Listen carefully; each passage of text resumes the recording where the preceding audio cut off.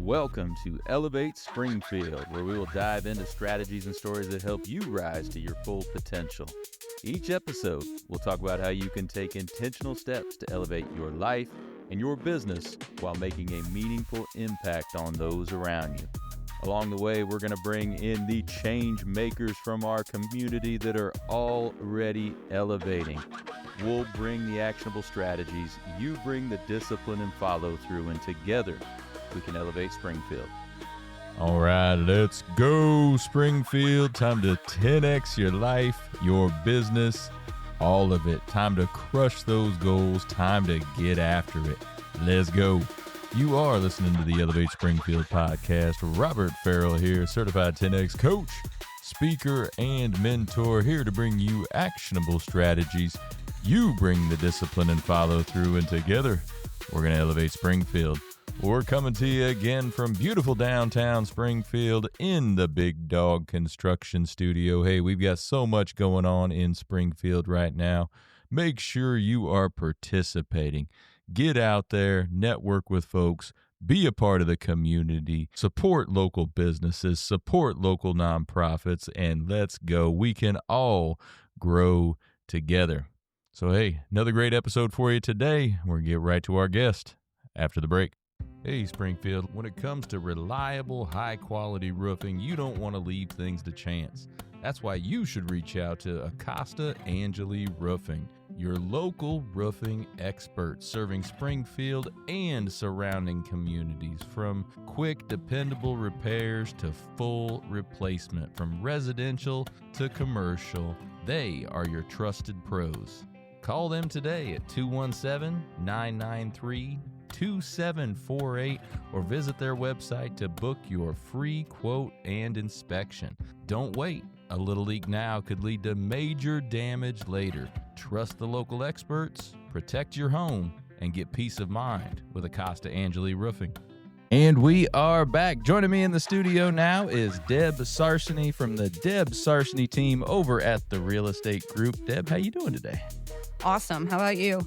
Awesome as well. Good. Fantastic day in Springfield, right? That's right. Well, we're going to learn about what you do with the Real Estate Group and your team and all that. But before we do that, let's just learn a little bit about Deb. Tell us about your background. Okay. Well, I grew up in Nokomis. I don't know if you're familiar with Nokomis, which is here in central Illinois. So Springfield was where we came from, Nokomis, for the mall, for shopping, for restaurants, for all the fun and stuff that you would do. So, grew up there and then went to Lincoln Land for a couple years and then went on to Champaign, where I got a degree in dental biology or dental hygiene. Then I also studied for dental biology. Obviously, I'm not doing that now. So you're not doing that now, but did you ever do that? Oh, I did. Okay. Yeah, for many years. But then at the time, my husband traveled a lot. And so the rules and regulations around OSHA, and then being in hygiene, I had to take a state board with every state that we went to. And then kids came along and it just got to be it was too hard to keep up with. So I did enjoy it. What drew you to it in the first place? I just wanted something to do with, I knew I was never going to be a doctor and I was never going to be a dentist, and I didn't want to be a nurse. I have great respect for nurses because I could not do their job. Things that they have to look at and smell and see is not me. Right. So this was just kind of a next quick thing that I could do, and started at dental assisting in the very first year that Lincoln Land ever had that program. Really? Back in 1979. I'm aging myself now. But yeah, and then went from there, and I thought, I kind of like this. I think I'll go the next step. So went into dental hygiene. And then from there, it's like, I like that. So I got an EDDA, which is kind of like a nurse practitioner, but in the dental field. For dental, okay. For dental, yeah. So the dentist would come in and could drill the teeth, and then I would go in right behind him and fill them. But then I soon found out that a lot of states didn't recognize that. I got that in Texas at the University of Texas. So anyway, come full circle we moved to Topeka, Kansas. And the gal who was the real estate agent that helped us find our house actually contacted me and said, hey, after meeting you, and have you ever thought about getting into real estate? And I'm like, not one day in my life Sure. have I ever thought of going into real estate, but hey, I'm up for trying something new. Mm-hmm. And so I did it. I started at a little mom and pop um, office called Kirk and Cobb. Okay. I don't even think it's there anymore. I've looked for it. That was in Topeka? That was in Topeka Okay. like 37 years ago. Uh-huh. So that's where I started and got my taste for it, and then just fell in love with it. So in the past 37 years, not consistently, but off and on, I have worked in Dallas and in Missouri. And then here in Springfield, I've been in real estate for about 20 years. That's awesome. 37 years ago, what was that first sale that you got into the business? It could probably, it's difficult getting started and everything, start getting clients and everything. But when was that first sale and what was it? Well, it was difficult. Yeah. Because back then there were no cell phones. Mm-hmm. I say back then like I'm a dinosaur, but back then we did not have cell phones. We did not have the computers Right. to bring up the listings. We didn't have maps to help us get to the listings. So I remember it was like a farming type community house that was out in the middle of nowhere. And you get out there and the key wasn't where it was supposed to be. Nothing was going right. There was no cell phone to call and get backup or help or find out what's not working like we can now. But they stuck with me. I felt bad for the buyers because I felt new. And I was trying to, portray that I knew what I was doing. But at the same time, everything went wrong Sure. with that very first showing, Mhm. even. So, but a lot more tools in our toolbox right now that help this job. How I can write contracts on my phone now. And back then I didn't even have a cell phone to call Right. for help, Mhm. And I mean, it's a huge difference in terms of what the buyers come in knowing too. Yeah. Now when they call you, they've already seen the inside, the pictures, the tours, the whole thing, They and kn- all, they before know- they even go to the house. Oh my gosh, they know why they're selling. They know if they're getting a divorce. They know who had an affair or why things are falling Right. apart. Right. Oh, they bought it for this and they sold it for this and she's related to this person and I mean, it's amazing the amount of information that they come up with when they come in the door. So what brought you back to Springfield? Family. Yeah. Yeah, family. We had traveled a lot. My husband moved around a lot. I think we moved 8 times in like 13 years. Oh, wow. And we finally settled in St. Louis because my oldest son at the time was going into junior high. Mhm. And I had just made it a mission for myself that my kids would all stay and graduate from the same high school and not have to move during those years. Sure. So we stayed there. And then actually, it was pretty house related, believe it or not. The house that we had was getting to be like 12 or 13 years old. And that's when everything at that time started. Okay, the roof's going to need to be Right. replaced. The Uh-huh. carpeting's looking really bad. And so we just kind of sat down and talked and said, do we want to stay here? And if we do we want this house? And do we want to invest the money in it? Or do we want to buy another house here? And then we thought, well, if we're going to move, let's just move closer to our family. Yeah, absolutely. Yeah. So this was like the closest thing we could do to be near Nokomis. Right. Right. And still be close to family. Yeah, and Nokomis isn't that far. What, about 45 minutes away? Oh, yeah. Something like Yeah. that. Yeah. Yeah. Right. Over the river and through the woods Right. and the Right. country roads. Exactly. Exactly. So when you came back to Springfield, did you start your own team right away? Were you on your own? What did that look like? I did not. I had, again, that was one of those, never had an intention of starting a team. Yeah. Teams weren't a huge thing when I started 20 years ago here in Springfield. They were just starting that momentum of the whole concept of teams back then. And so I did join a team at Remax, and I was with them for about 8 years, and then was wooed by the real estate group to come over as an individual, Sure. which I did. And again, no intentions of a team. And it just organically fell in my lap and happened. I can't say that there was any planning whatsoever towards that process. So you say it didn't really used to be that way. Teams weren't that, Mm-mm. popular. What was the driving force behind that, where people started having all these teams now instead of just Yeah. solo? I'm not really sure what the original driving force was around that, but I think what it did for me and for other people getting on a team is it gives you that help Mhm. and that mentorship that you Right. want. And then also there's some break in taking on all those fees because this is a very expensive job to Yeah, do. sure. Costs money to make money in real estate. And then just having those people there that have your back. So if I couldn't be somewhere at 10 o'clock to show a house, I've got backup. Somebody can help me. If you have questions, people are there. It was just maybe the companionship and the just having that clique of Mhm. people that had like values and wanted to help you succeed. Yeah, and I would imagine for the younger agents, the ones that are just starting in the field, it helps them a lot because they automatically have brand recognition because they're part of the Deb Sarsany team. They're Right. just not them going in, right? Yes. So Yes. And to be honest with you, in this market, and like I said, I've done it for 37 years. Mhm. I I really don't know how agents come in without a team support now. I would say the majority of the agents in Springfield are on a team Mhm. right now or have been on a team. Right. So, You think most of that is because of the cost of doing it solo when you're first going in, how expensive it is, and you're not yes, making sales, you're not making money, so that's getting on that right. team is a lot And easier. you get leads. Yeah. I mean, I'm not saying that, part of being on a team and people on my team is I do give all the agents on my team leads. I pay for the Zillow and stuff like that.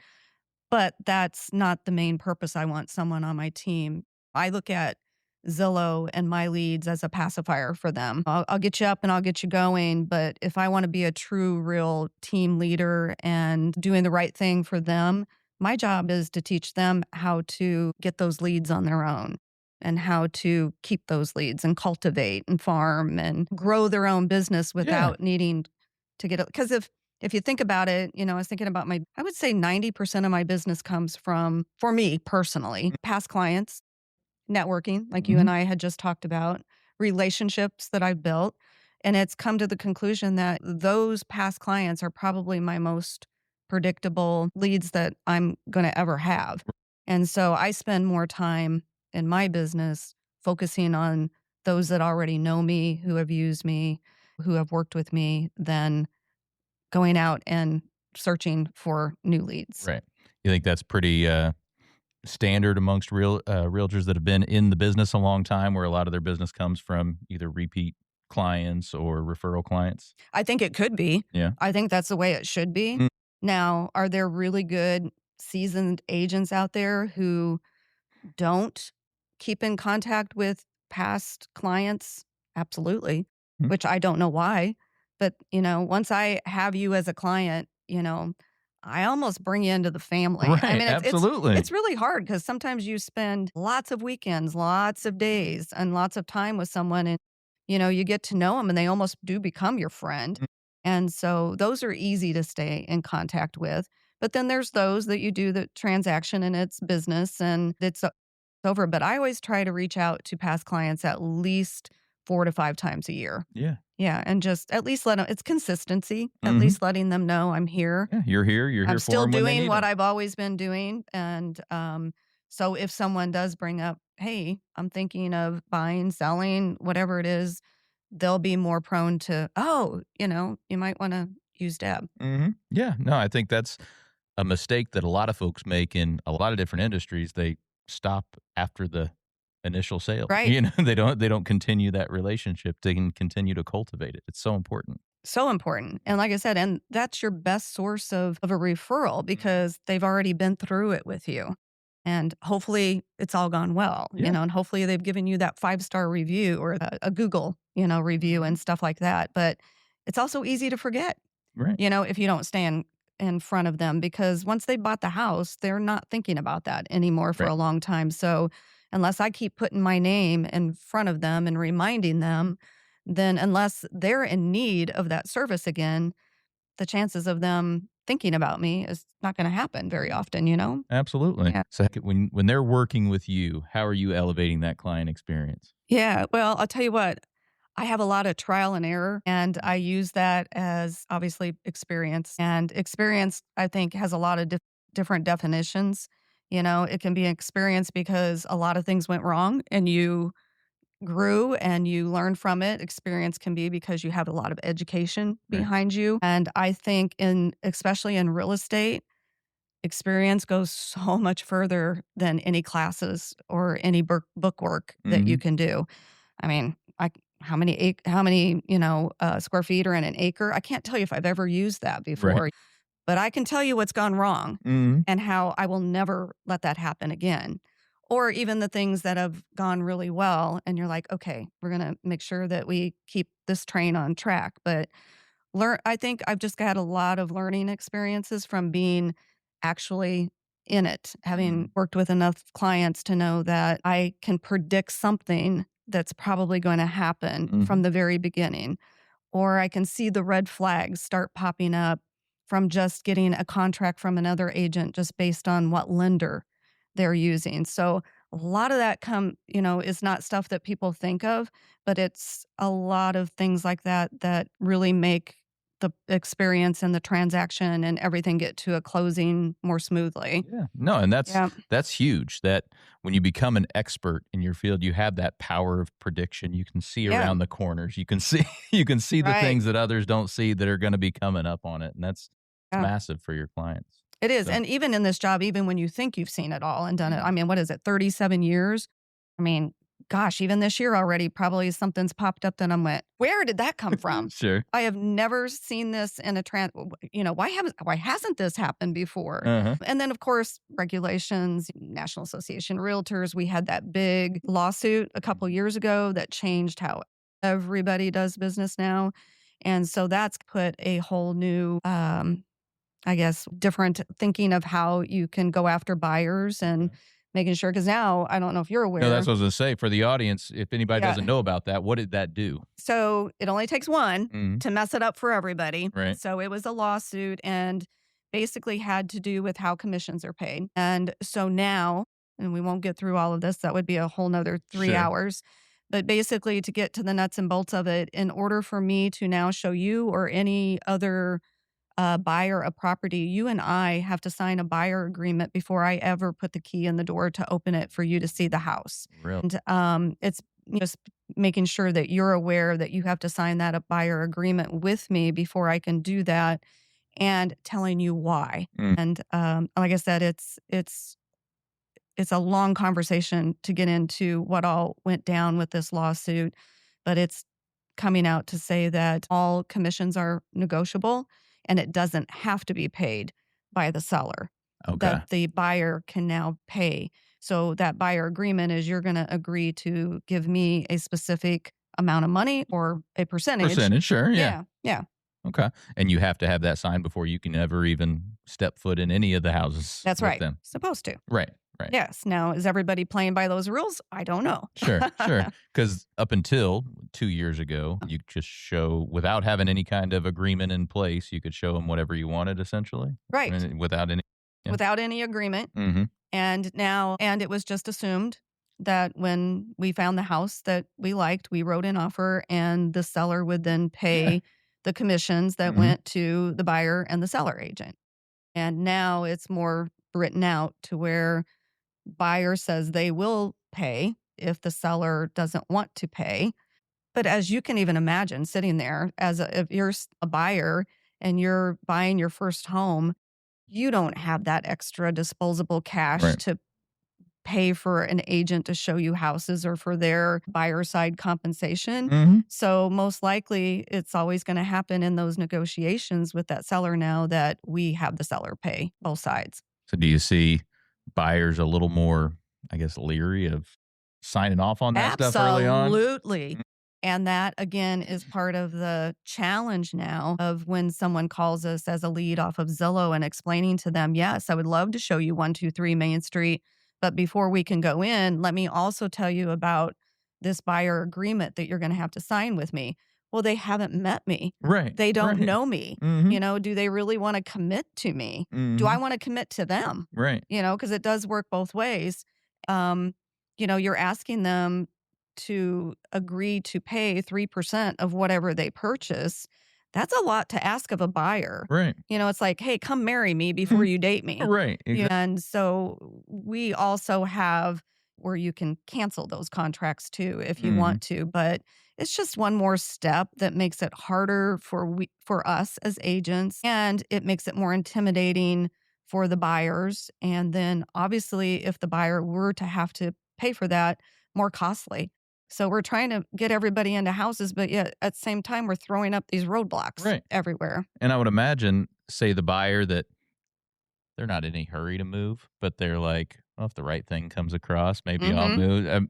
I could imagine somebody like that saying, I don't want to sign something like that yet. I don't know if I'm just Yeah. to see this house. I might be moving, I might not. This is just kind of a Yeah. checking some stuff out. That probably weeds some of that out, I guess, a little It bit. it does, but what you just said is basically what I hear Yeah. every day. Well, I just want to look at the house. Right. I don't even know if I want to buy it yet. I understand that, Right. but you still have to sign this. Mhm. So you can see that it's really complicated, hard Oh, conversations I bet. right Yeah. now. And even more so because of that, I think the buyers need to feel more comfortable with the agent that's Right. going to be working with them and taking them from point A to Z for a closing. Yeah, and that makes it especially important for you for that 90% of your clients coming from Mhm. past relationships. They have that relationship with you already, and Oh, they're right. fine signing off on that type of stuff, but it's that They are. percent that doesn't know you or just met you that might be a little leery about that, I guess. Correct. So, Correct. let's go through, say you're on the seller's side. Somebody gives you a call, say, "Deb, I'd like to sell my home." Walk us through your process, what you Mhm. do here. Well, the first part is I try to gather as much information as I can from you before I even meet with you. We just did this morning, and so this is kind of easy and it's routine for me. But tell me about your house. How long have you lived there? Can you do a little homework ahead of time before you and I meet? Let me know about all the updates that you've made. What have you put into the property? What's your timeline of wanting to move? We also discuss having your house pre-inspected, making sure that it's easy for the buyer to come in and we don't have any red flags or any hurdles that pop up at the last minute, and setting you up for success. Let's set up an appointment. I want to come look at your house. I want to give you any pointers I can give you on what you're going to need to do to make it show best to Right. the buyers. The one thing I won't do is give you any idea of what I think your house is worth Mhm. till I've had the opportunity to walk through it. Oh, Because a yeah. lot of times they'll say, well, you can probably go back and see that we paid this and this for it 8 years ago and we put a new roof on and that do you think you can give me an idea? And I don't want to do that. Because first of all, it sets some crazy expectations Mhm. out there. I may be real high and I could be real low. But well, I've got 2,500 square feet and the house next door just sold and it's sold for that. So I'm thinking that's what I'm going to sell for. Well, square feet is not the same in every house. Right. Your wife could do an absolutely fantastic job and your 2,500 square feet could shine and, be worth a lot more than the 25 square feet next door Right. that grandma's lived there and never Never touched changed a a thing. thing. So anyway, so it's a process. So I need to go, I need to look at the house, I need you to show it to me. I have you walk me through it. Have you show me all of the improvements that you've made. I ask you if there's anything, do you have water in the basement? Is there anything that we need to know about that might come back to get us before we get to the closing table? And then I go back and do my homework. And then I go back and pull comparable houses that I think would be on the same line as yours. And it's kind of a checks and balances. You have 4-car garage, somebody else has a 2, but you have 4 bedrooms and somebody else has 3. You have 4 bathrooms, somebody else has 2, but you might all have the same square footage. Right. So that's where, people get a little sidetracked by square footage because it doesn't matter. It's what's in that square footage and what Mhm. does that square footage contain. And again, updates. Even though some people want to say, "Hey, I put a $30,000 roof on," they want you immediately to add the 30,000 to the value of their home. Right. That's maintenance, Right. That's dude. not how that works. Yeah. I'm sorry. Right. That's like those are things that you just have to do to take care of the home. You can't ding a buyer to have them come now pay you back 30,000 for a roof that was going to need to be replaced whether Mhm. you decided to move or not. Right. So there's a lot of challenges too and it depends on the seller. Sometimes I'll get the seller and they'll be like, "We understand exactly what you're saying. Yes, we're going to paint that pink and green room and we're going to put it Right. back to neutral. And yes, we understand we need to declutter, we need to purge, we need to get rid of some things to make the house show well." Mhm. And there's other people who just believe that that's the way it is and some buyer's going to want it because buyers are desperate and they're not going to do a thing. Right. Right. Yeah. So when it comes to remodeling, not the maintenance stuff, but say remodeling kitchens and baths, what are some things over the years that have that have brought some of that resale value into it? What are some of the best practices there that homeowners could do? Definitely kitchens. Kitchens are top. And I think that's one of the things where the husband and wife can both agree upon. Mhm. There's always going to be the husband gravitating towards the garage and where's his man cave Right, and his right. space. But for the most part, the husband and wife come together on the kitchen is important. And so anything you can do to bring value to the kitchen usually gets your money back. Mm. Bathrooms would obviously be second. And then other than that, I would say it goes to outdoor spaces.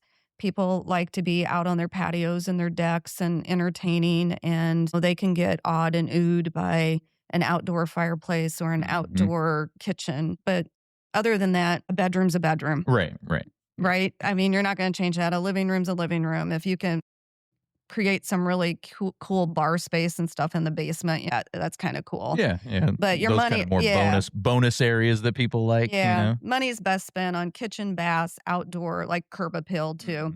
Mhm. I've had people who have driven up with me in the driveway before and just taken a look at a house and said, "Yeah, I don't want to go inside." Right. I'm like, "Whoa, but you're judging a book by the cover." And they're like, "Look, if they can't keep the cover in good condition, then I don't know what they've done on the inside." And that's true too when you go to show a house. If it isn't clean and it isn't sparkly and it doesn't look like they care, Right.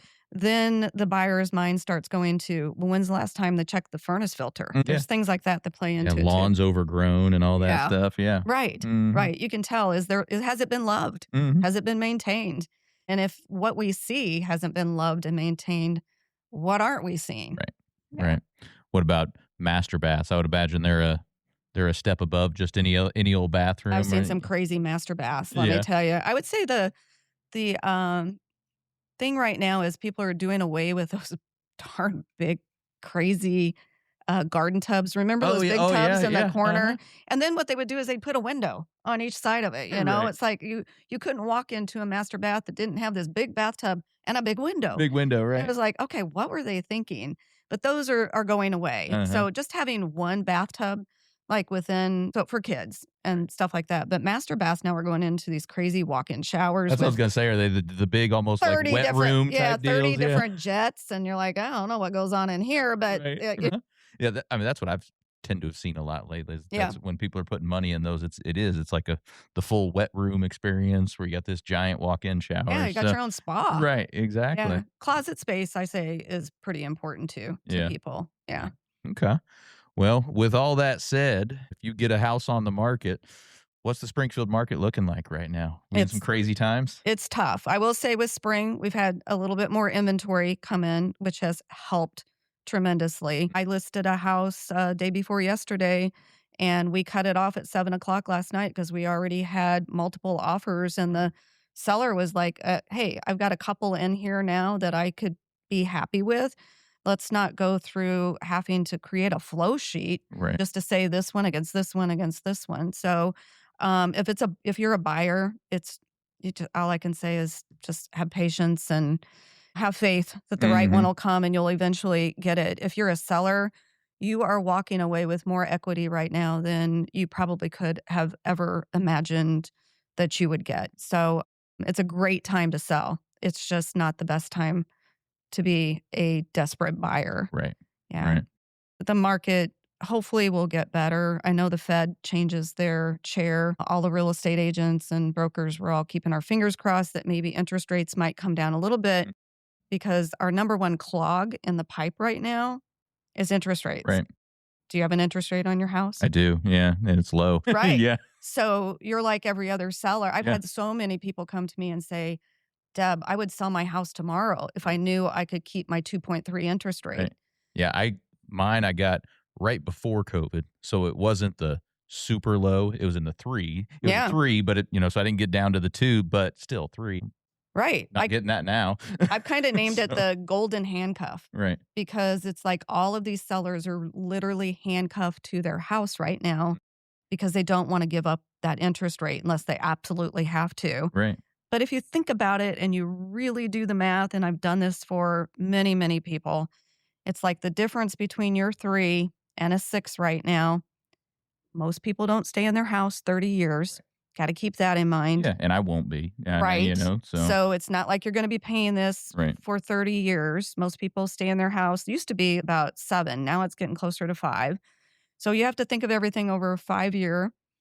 That interest rate, if things change, when the Fed changes and it comes down a little bit, can almost promise you it's never coming back down to 2.3 or 3, Right. maybe not even ever 4. Mm. So you're really not talking about that difference, but you can always refinance if it does. And then you risk losing a house that you really like or having to pay a lot more for it, because the longer these buyers go without finding a house, the higher the prices are going in Right. Springfield. So Mhm. what you think you might be saving between an interest rate, you're paying more in a mortgage payment Right. because of paying higher on that too. So is it still normal to have that many offers on most of your listings? I would Yeah. say if, and rightly so, there are some sellers out there that are like, okay, I don't have to move, but I'm going to get greedy here Right. See if I because, yeah. yeah, so why not? Let's see how much equity I can get out of it. Mm. And then they sometimes don't take the right advice and just price it high, hoping that there's that desperate seller that's going to come and pay this. A lot of times that works. Sometimes it doesn't. There are people who will put their house on the market just for that purpose.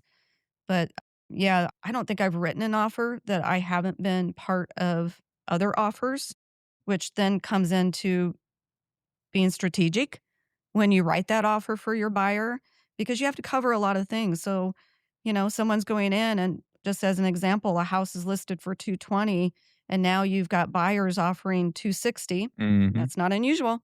That's just Wow. happened this week.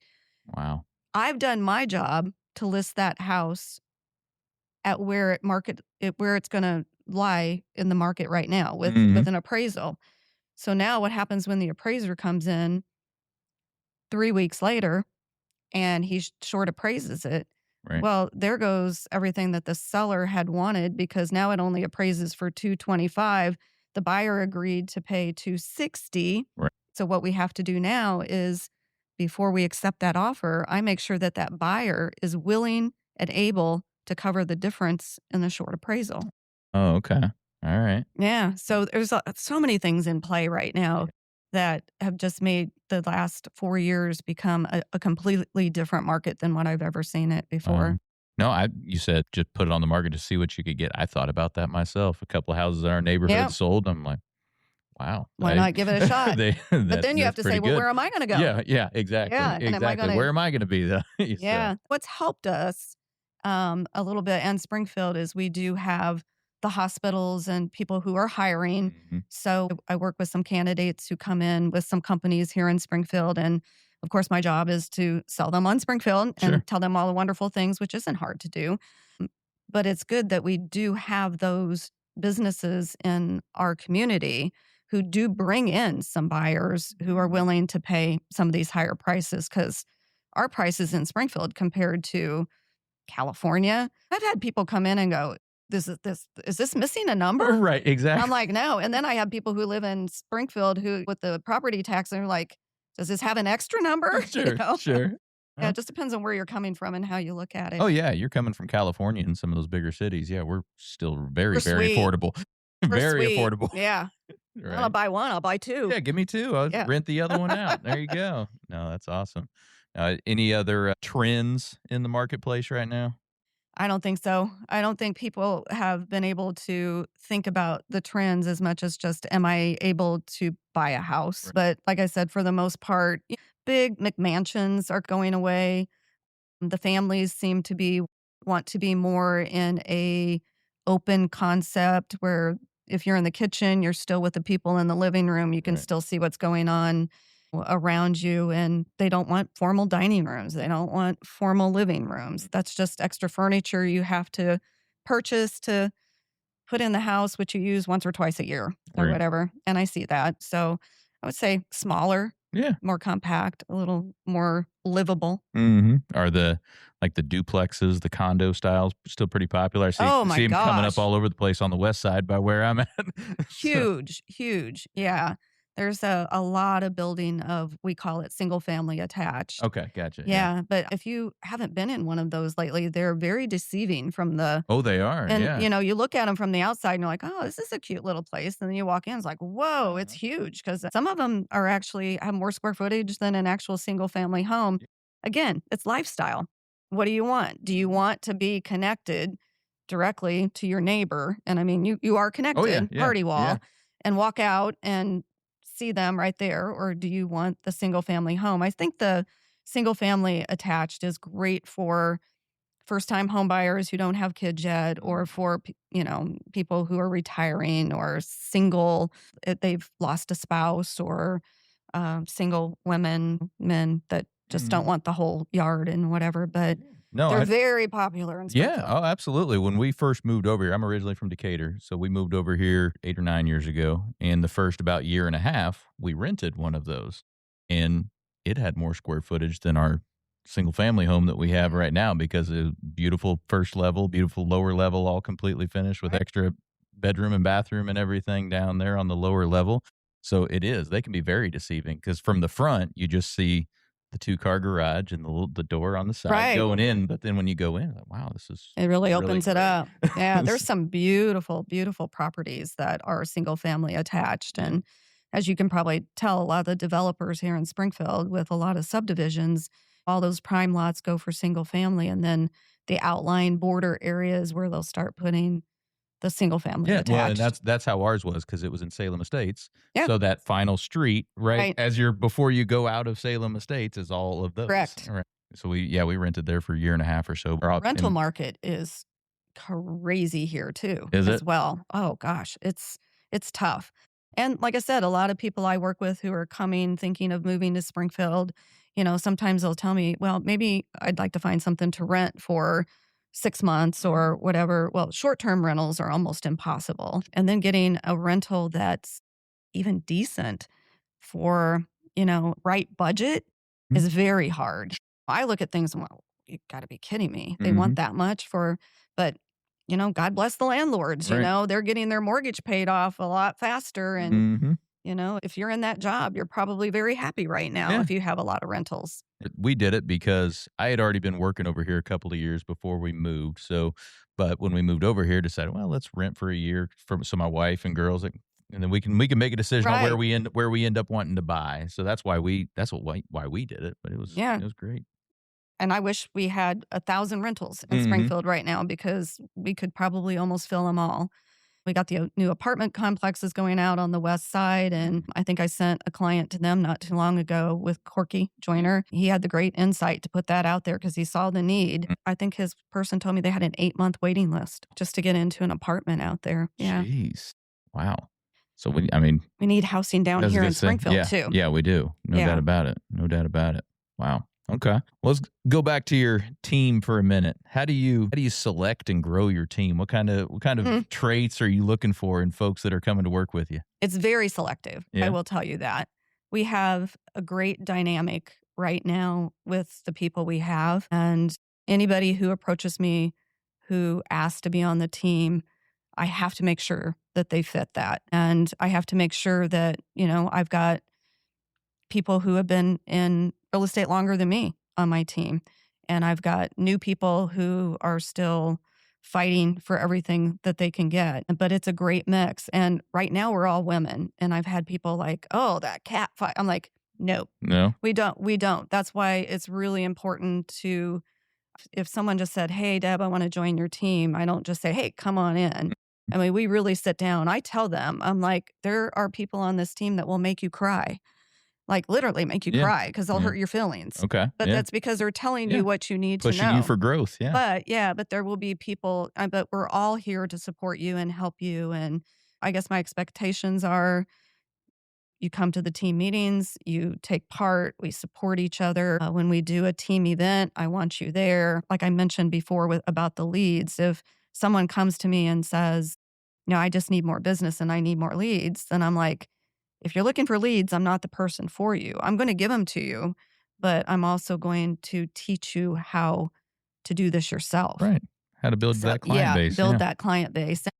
And if they were to come from another team, then I want to know what's not working for you over there that you think I'm going to fix? Because again, if it's just I'm not getting enough leads or uh, something like that, then that I'm not for you. But if it's to say I'm not getting enough support Sure. or I need to know more how to do this, I just feel like I've been left to flutter, then yeah, if you're looking for that, then that's what we have to offer.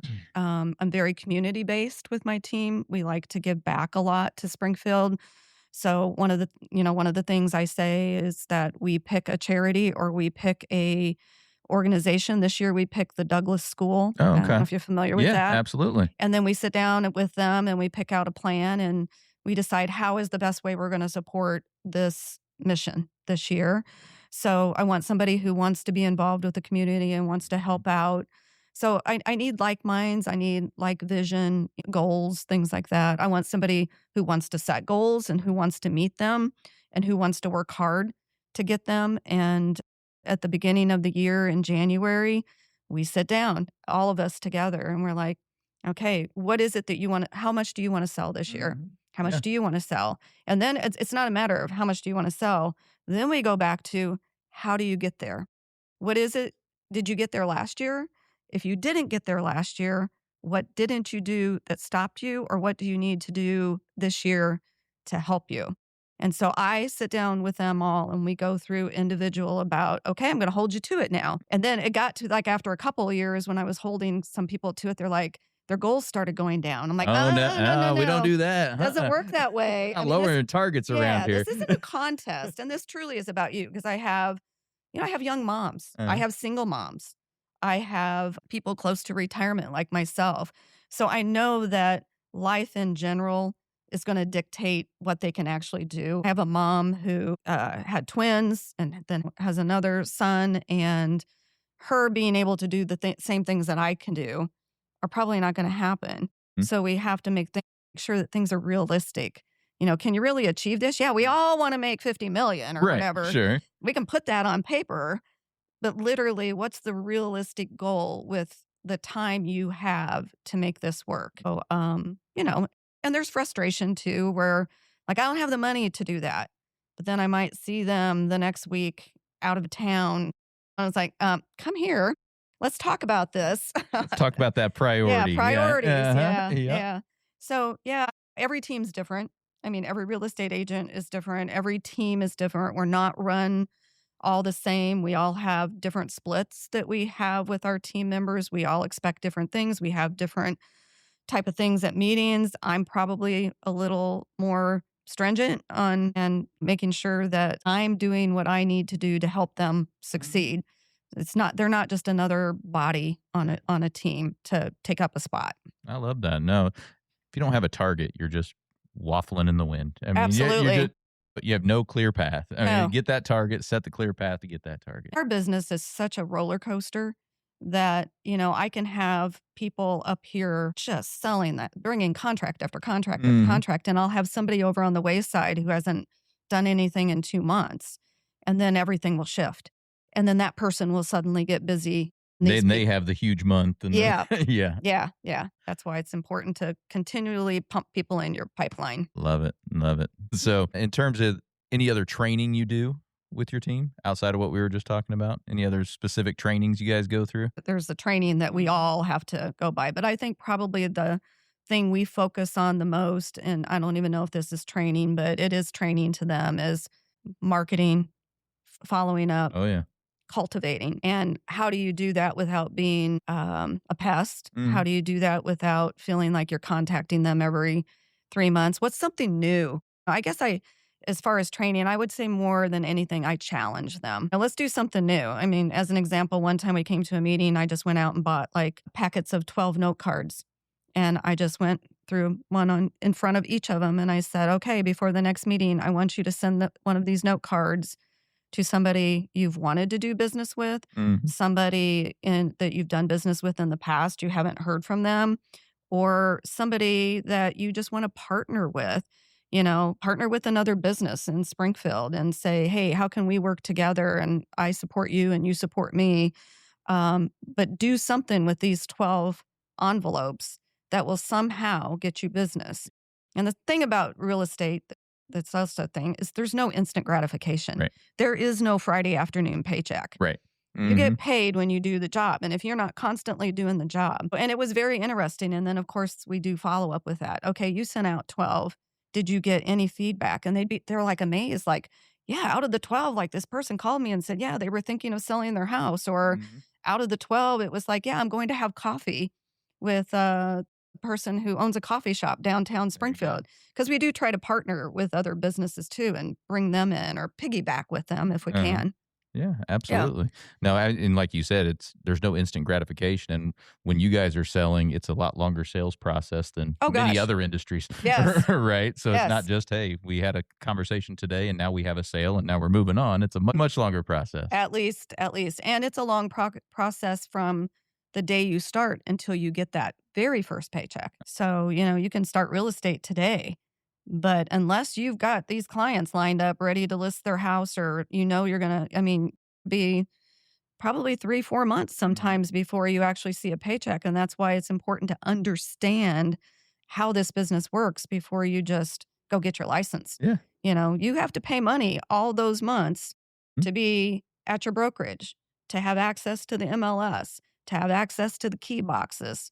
It's a monthly fee that you pay that a lot of people don't understand that when they decide they want to go into the real estate business. Right.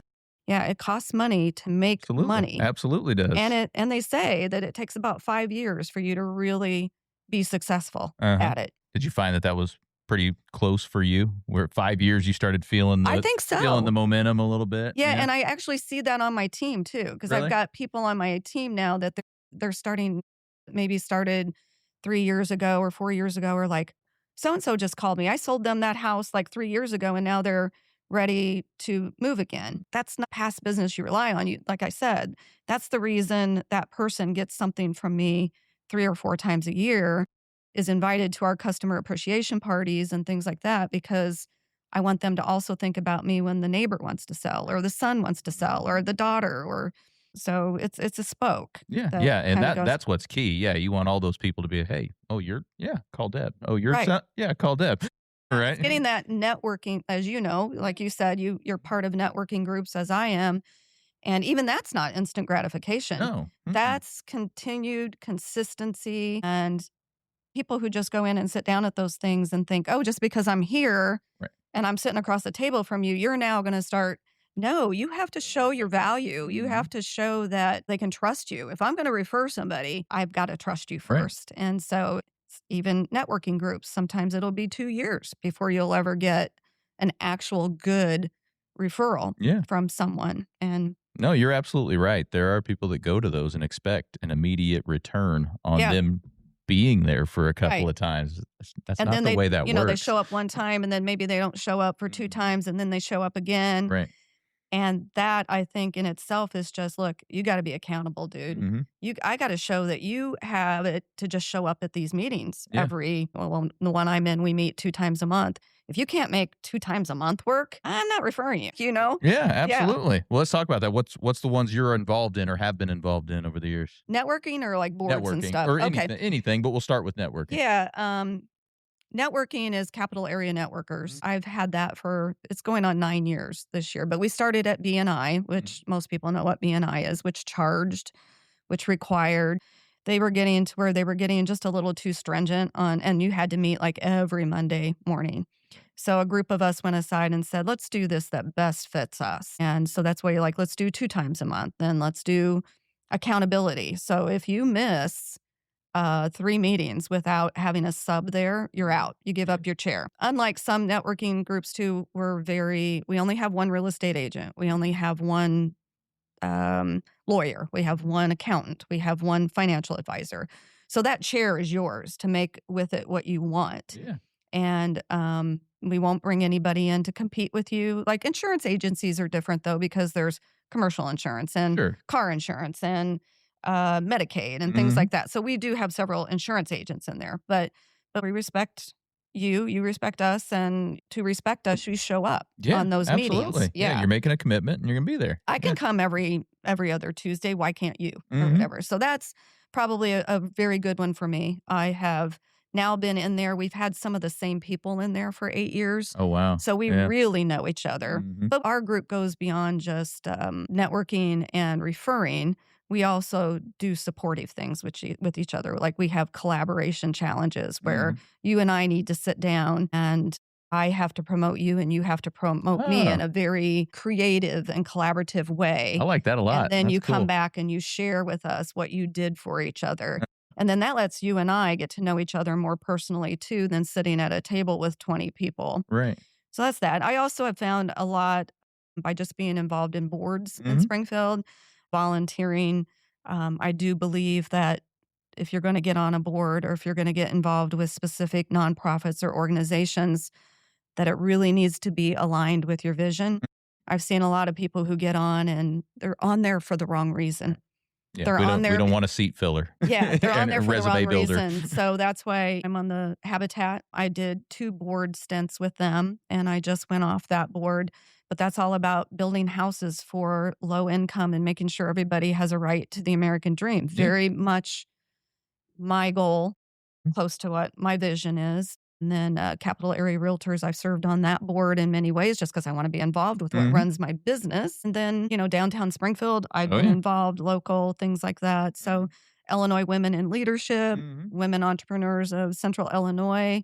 Again, things that you need to get involved with because they fit your mission and your value and your goals. People who walk in those doors and sit at those tables and think, I'm only here because I want you to give me your business or whatever, it's not going to work. No, absolutely Never going not. to work. Now, WCI and Illinois Women in Lead I've had both of them on. They've both been on the show and talked Yeah. about what they do. So very Yeah. cool. Yeah, that's the thing. If you're going to get on a board, don't do it as a resume builder or any kind of No. thing. Don't just be a seat filler. Have it end with your purpose. Have it toward what you are trying to do. So And your passion. yeah, your passion. So Something that you're, really mean. Denim and diamonds Mhm. is a huge passion to me. I was diagnosed with breast cancer like 3 years ago and went through that whole rabbit hole and stuff. And I was already on Denim and Diamonds. They raise money for cancer research and it all stays right here in Springfield. So that is a huge passion for me is Yeah. like if I can do whatever I can to help them find a cure maybe someday in my lifetime. Absolutely. And because of that, I did not go into that with the purpose of what's in it for me. I went in it to how can I help to make this better or make this some type of research to help it ease the burden of the women with the breast cancer, because again, that's a whole nother topic. But through that, just because of being authentic and being there for the right visions, I have had a ton of business from people that have been Absolutely. on those committees. And again, I didn't go in asking for that. That was not my reason to go on to that. But if you do things with the right passion and the right vision and people get to know you, it's a way to build your business yeah, too it is. without even thinking about it. People feel that. Yeah. They feel that heart that you're putting into that, and they want to Yes. do business with you after that. They do. I do. I know. And it makes me sad a lot of times when businesses downtown close Mhm. and things like that. I'm jumping off on a different thing, but it kind of segues is that, you still have to get out there and let people know that what you do and Mhm. where you're at. Yeah. And, sometimes I hear of a local business down here close. I'm like, I never heard of them. It's like I would have gone to possibly, how many times Yeah. can you go out to eat Right. downtown, True. right? True. Yeah. And how many times can you buy, I don't know, a pair of socks Right. from the cardiologist Right. or whatever. And I love those stores. Those stores also have to let everybody know that they're here. Yeah, you're right. No, you have to be out there all the time. Yeah. Keep pushing that button. You have to Right. be omnipresent where people see you all the time. Right. So they know you're there. Right. So would you say that's probably the biggest reason your business has grown, the relationships and the continued follow-up and everything? That, and I think consistency. Consistency costs a lot of money that doesn't pay you back instantly. As an example, I run an ad in the Chatham Neighbors. Yeah, it costs me a lot of money every month. Mhm. Has anybody ever called me in the 5 years that I've done this and said, I just saw your ad? Right. Or I just saw your billboard, or I just saw, this. But they remember you. Mhm. I have had people in the grocery store say, you look familiar. I'm not sure, oh, it's that ad Right. that I see in the magazine. Mm-hmm. Did they need me for real estate at that point? No. Did they ask me to sell? No.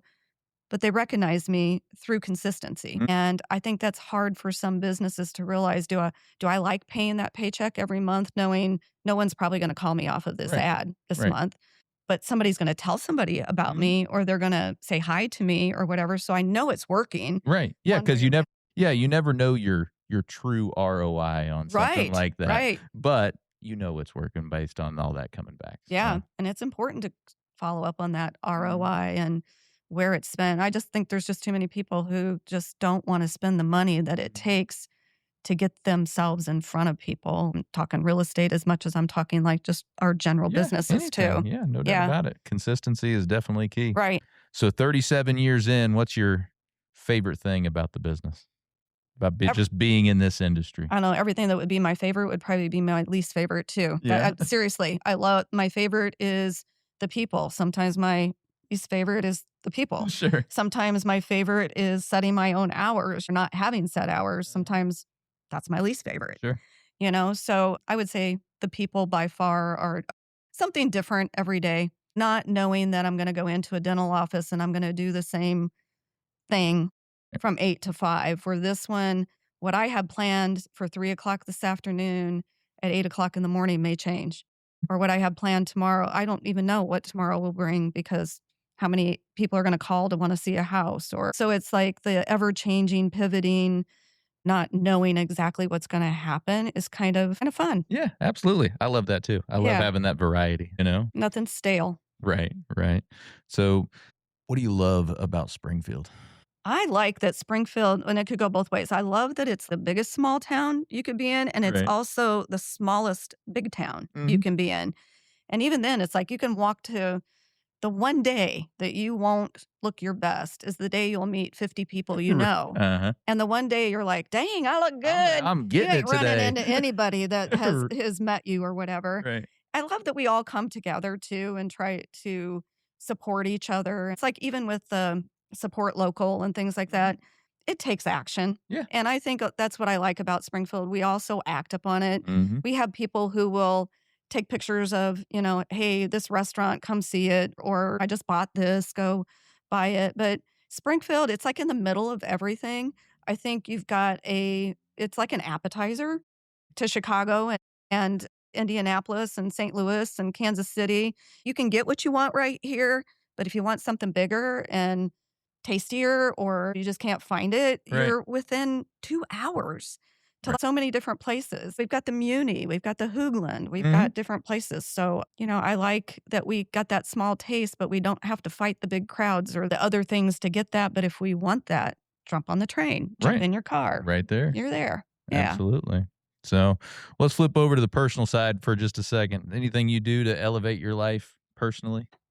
I would say the one thing that took me the longest to learn, and I think a lot of people is how to spend your energy Mhm. and saving it. Spending your energy on things you can't change or things that really don't make that big of a difference. And spending on things like family and faith. And I love to travel. So it's like I try to get good juju. I'm not saying it doesn't happen because I did have a buyer just this past week that just one mention of something that just really took my energy down. And it was like, I can't believe that, that's not how that goes. And I let so much negative energy come in, focused on this one little comment. Right. And then you start thinking about it. But look at all these thousands of other buyers that you've had such positive relationships with. You're going to let this one person pull on your energy.